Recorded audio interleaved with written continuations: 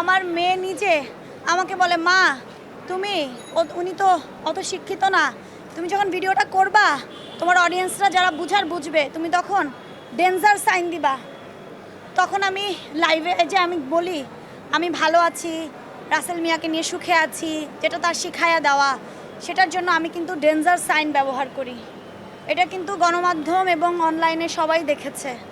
এবং তিনি অ্যারেস্ট হওয়ার আগ পর্যন্ত আমাকে যে মানসিক টর্চার করতো টাকার জন্য, শারীরিক টর্চার করতো, যেভাবে মারধর বেধম পিটান পিটাতো, আমাকে তার ভালো লাগে না, ছেড়ে দিবে, বিয়ে করবে, এই যে তার উক্তি যুক্তি যা ছিল আমার ফেসে কিন্তু ফুটে উঠতো। আমি আগের মতো স্বাবলম্বীভাবে মানে কি বলো ওটাকে, মানে আগের মতো প্রাণবন্ত আমি লাইভ করতে পারতাম না, আমি আমার কাজগুলো করতে পারতাম না। আমার বাবা একদিকে স্টক